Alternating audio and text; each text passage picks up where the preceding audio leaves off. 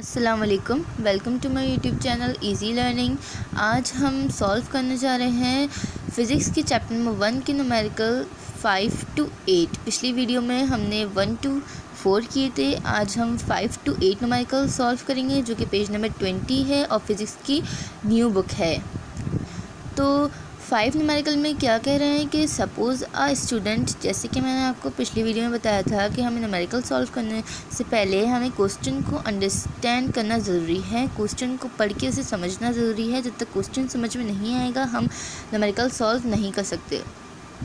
तो question read करते हैं। क्या बोल रहे हैं कि suppose a student is generating wave in a sling. ठीक है, कि स्लिंग के अंदर एक स्टूडेंट जो है वो वेव को जनरेट कर रहा है, मींस प्रोड्यूस कर रहा है। The students hand makes 1 complete forth and back oscillation. Student ने जो है वो एक complete back and forth oscillation 0.40 seconds में करी है। The wavelength in the sling is 0.60 metre. उसकी जो वेव लेंथ आई है वो आई है 0.60 metre. For this wave determine, इस वेव के लिए हमें क्या चीज़ निकालनी है? Period and frequency and wave speed. इसके दो पार्ट्स हैं। पार्ट ए में बोल रहे हैं कि पीरियड और फ्रीक्वेंसी निकालें, पार्ट बी में बोल रहे हैं कि वेव स्पीड निकालें। तो डेटा बना लेते हैं हम लोग। सबसे पहले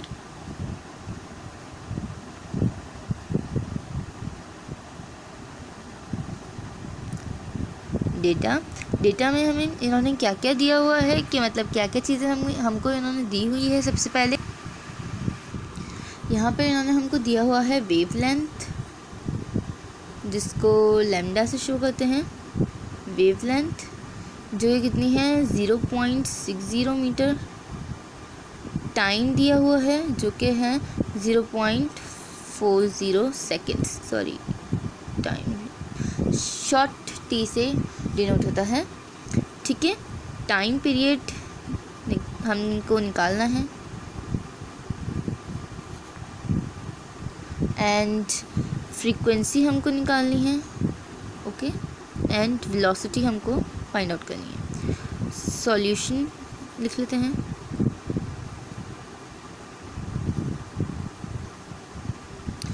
ओके, सॉल्यूशन में सबसे पहले हम लोग फ्रीक्वेंसी फाइंड आउट कर लेंगे, क्योंकि टाइम पीरियड और वेलोसिटी के अंदर फ्रीक्वेंसी होती है, और फ्रीक्वेंसी जब तक हमारे पास नहीं होगी तो हम टाइम पीरियड और वेलोसिटी को भी नहीं निकाल सकेंगे।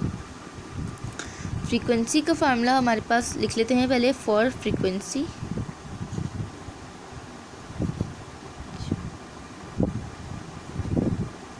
फ्रीक्वेंसी का फार्मूला जो होता है हमारे पास वो होता है F is equals to 1/T।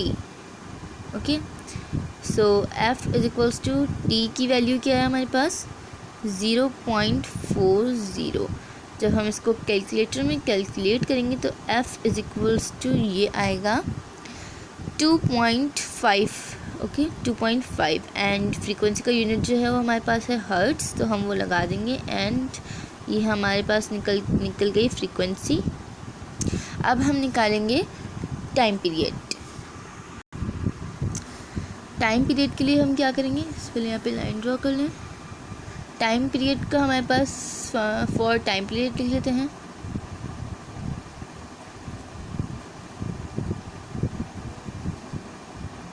Time period का हमारे पास फॉर्मूला क्या होता है? T is equals to 1/f। T is equals to हमारे पास F की वैल्यू आती है 2.5। सो जब हम इसको कैलकुलेटर में डिवाइड करेंगे तो हमारे पास इसका आंसर आएगा 0.40 सेकेंड्स। ये हमारे पास निकल गया टाइम पीरियड। अब हमको फाइंड आउट हमने फ्रीक्वेंसी भी फाइंड आउट कर ली, टाइम पीरियड भी फाइंड आउट कर लिया। अब हमको फाइंड आउट करनी है वेलोसिटी। फॉर वेलोसिटी लिख लेते हैं। ओके, वेलोसिटी का हमारे पास फार्मूला आता है v is equals to F lambda, जो कि हम पहले भी पढ़ चुके हैं। तो वही फार्मूला हम यहाँ पे पुट कर लेते हैं। f कितना है हमारे पास? 2.5। ओके, 2.5 एंड वेव लेंथ कितनी है हमारे पास? 0.60 मीटर। 0.60 मल्टीप्लाई हो जाएगा एक दूसरे से, तो हमारे पास आंसर इसका आ जाएगा 1.5 मीटर पर सेकेंड। सो यहाँ पे ये हमारे पास वेलोसिटी भी निकल गई है एंड 5 न्यूमेरिकल कंप्लीट हो गया है, हमारा आंसर आ गया है यहाँ पे। ठीक है, ये बहुत इजी था। अब हम चलते हैं अपने नेक्स्ट न्यूमेरिकल की तरफ। यहाँ पर ये क्या बोल रहे हैं कि if 80 compressions pass through a point in spring in 20 seconds, कि अगर 80 कंप्रेशंस जो हैं वो स्प्रिंग के अंदर 20 सेकेंड्स में पास हुए, calculate the frequency and the time period. Frequency और टाइम पीरियड को कैलकुलेट करें। If 2 consecutive compression are 8 centimetre apart, calculate the wave speed. ठीक है, डेटा बना लेते हैं यहाँ पे। डेटा में क्या बोल रहे हैं कि भाई ये हमारे पास टाइम जो इन्होंने दिया हुआ है वो दिया है 20 सेकेंड्स। फ्रीक्वेंसी हमको फाइंड आउट करनी है, टाइम पीरियड भी हमको फाइंड आउट करना है, एंड देन वेलोसिटी भी हमको फाइंड आउट करनी है। ठीक है, यहाँ पर एंड जो सबसे इम्पॉर्टेंट बात है जो कि इन्होंने लिखी है 80 compressions pass through a point. तो ये 80 कंप्रेशंस क्या है, मैंने पिछली वीडियो में भी आपको बताया था कि इसके साथ कोई यूनिट नहीं लगा हुआ है। जब इसके साथ कोई यूनिट नहीं लगा हुआ होगा, हर्ट्ज़ नहीं लगा हुआ है इसके साथ, हम ये नहीं कहेंगे कि ये फ्रीक्वेंसी है। ये क्या है, pass through a point in a spring. ये एक स्प्रिंग के अंदर वेव्स पास हो रही हैं, तो ये है नंबर ऑफ़ वेव्स। ओके, तो हम यहाँ पे लिख लेंगे इसको, नंबर ऑफ़ वेव्स कितनी है हमारे पास, 80। ओके, सो सॉल्व कर लेते हैं इसको।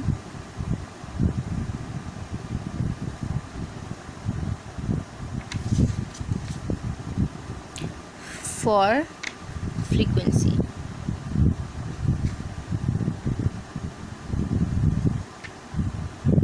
ओके, सो एफ फ्रीक्वेंसी का हमें पता है, हमारे पास फार्मूला क्या होता है, F is equals to 1/t। Okay, F is equals to 1/20। जब हम इसको कैलकुलेट करेंगे तो हमारे पास क्या आएगा, ओहो सॉरी, इसका फार्मूला ये नहीं है, मैं इसको रब कर देती हूँ। फ्रीक्वेंसी का फार्मूला है number of waves upon time. Okay, number of waves हमारे पास कितनी है, 80, एंड टाइम कितना दिया हुआ है हमें यहाँ पे, 20। ओके, सो जब हम इसको डिवाइड करेंगे तो हमारे पास कितना आएगा, 4, एंड फ्रीक्वेंसी का यूनिट कितना होता है, हर्ट्ज़। तो हमारे पास कितना आंसर आया, फ्रीक्वेंसी कितनी आई, 4 हर्ट्ज़। देन अब हम निकाल time period. For time period लिख लेते हैं हम यहाँ पे,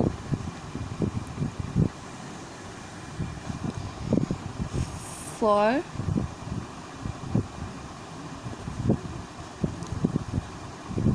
time period. For time period के लिए जो हमारे पास फार्मूला होता है वो तो हमें बहुत ही आसान फार्मूला है, t is equals to 1/f। t is equals to 1/f कितना आया है, 4। जब हम इसको डिवाइड करेंगे तो हमारे पास आंसर आएगा 0.25, एंड टाइम का जो हमारे पास यूनिट होता है वो होता है सेकेंड्स, तो हम लगा देंगे सेकेंड। अब हमारे पास निकालने को रह गई है फ्रीक्वेंसी, लिख लेते हैं वेलोसिटी लिख लेते हैं। फॉर वेलोसिटी, वेलोसिटी का फार्मूला क्या है, v is equals to F lambda. v is equals to F कितना है हमारे पास, 4, एंड लैम्डा कितना है हमारे पास, वेव लेंथ कितनी है हमारे पास, 0.08।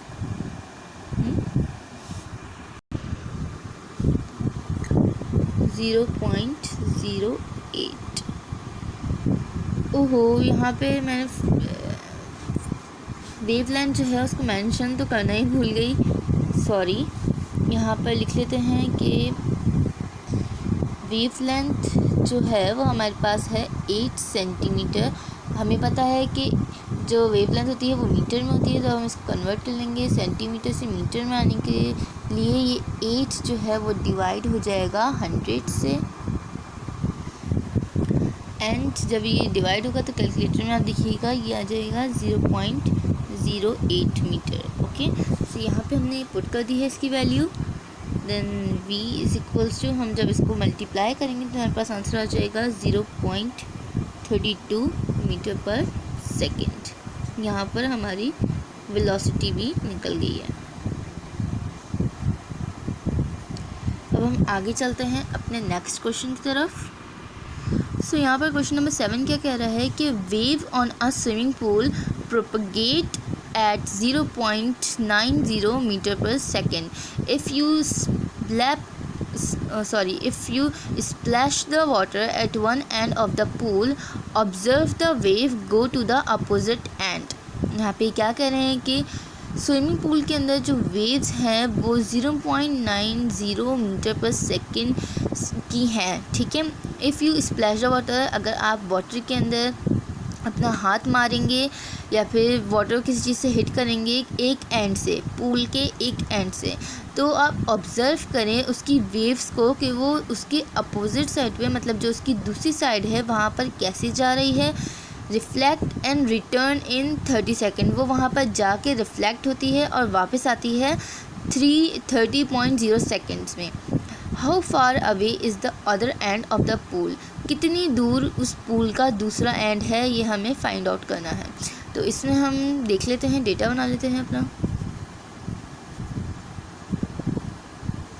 ओके, सो डेटा में क्या बोल रहे हैं हमें, इन्होंने हमको दी हुई है वेलोसिटी दी हुई है, यहाँ पे इन्होंने हमको वेलोसिटी दी हुई है 0.90 मीटर पर सेकेंड की। ठीक है, क्योंकि वेव्स इतनी स्पीड से पानी वाटर के अंदर जा रही हैं 0.90 मीटर पर सेकेंड। देन इन्होंने हमको यहाँ पे दिया हुआ है टाइम। ठीक है, टाइम कितना दिया हुआ है इन्होंने हमको 30.0 सेकेंड्स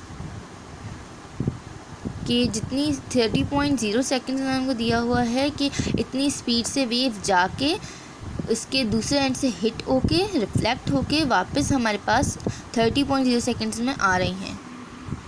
और इन्होंने हमको दिया हुआ है, बस इन्होंने हमको इतनी चीज़ें दी हुई हैं। इन्होंने हमको और कहा है कि आप वेवलेंथ को फाइंड आउट करें एंड फ्रीक्वेंसी को फाइंड आउट करें। अब हमें ये कैसे पता लगा कि हमको फ्रीक्वेंसी और वेवलेंथ फाइंड आउट करनी है, क्योंकि यहाँ पे इन्होंने लिखा हुआ है, सबसे पहले देखें how far away is the other end of the pool, कि कितनी फार उसका पूल है।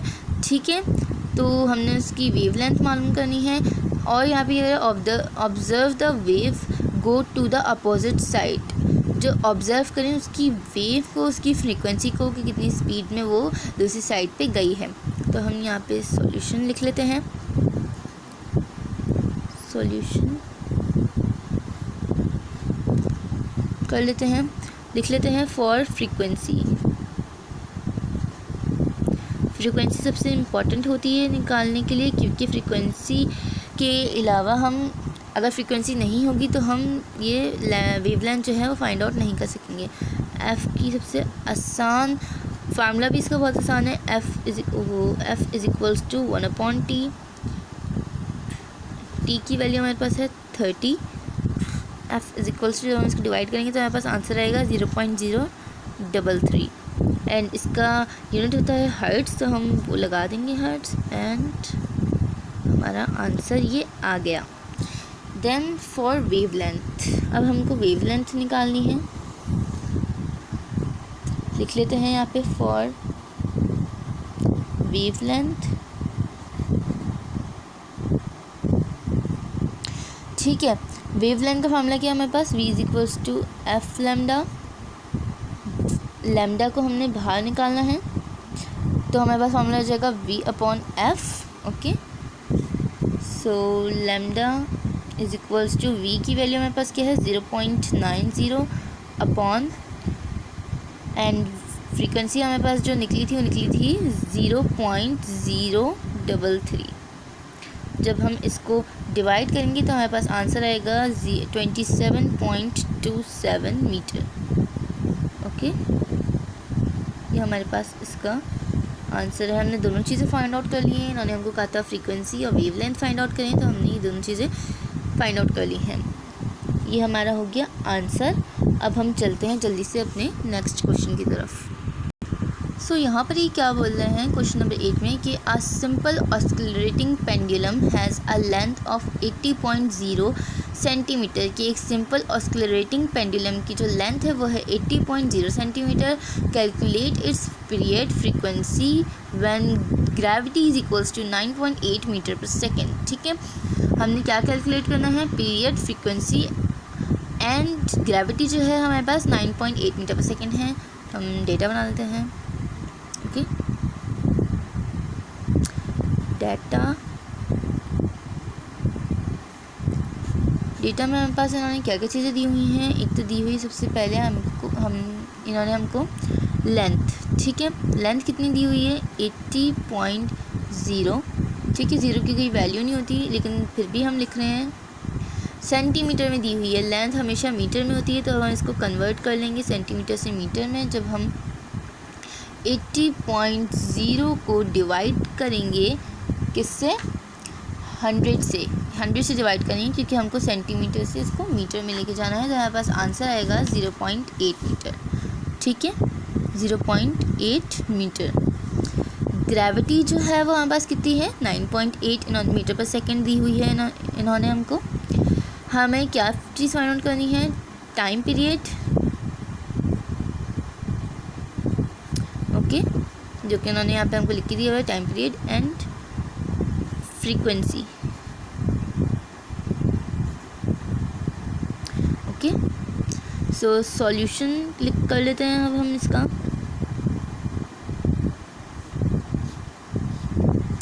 सॉल्यूशन में अब हमें इन्होंने यहाँ पे दिया हुआ है लेंथ और दी हुई है ग्रेविटी, और इन्होंने सिंपल पेंडुलम की यहाँ पे बात की है, पेंडुलम की।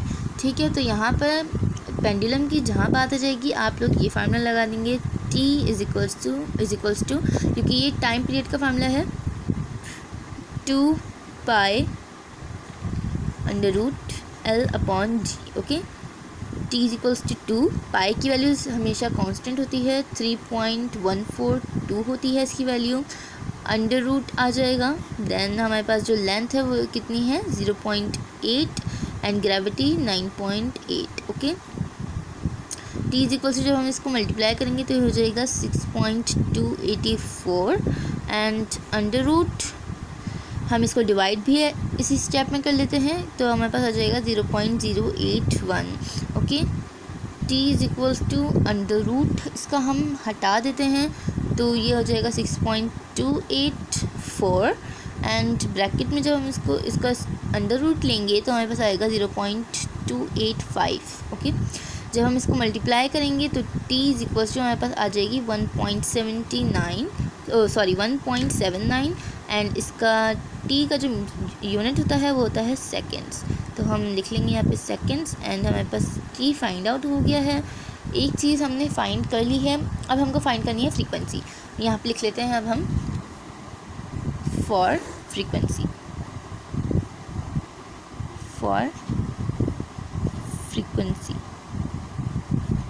ओके, तो फ्रीक्वेंसी हम जब फाइंड आउट करेंगे तो हमारे पास बहुत ईजी सा फार्मूला है, F is equals to 1/T।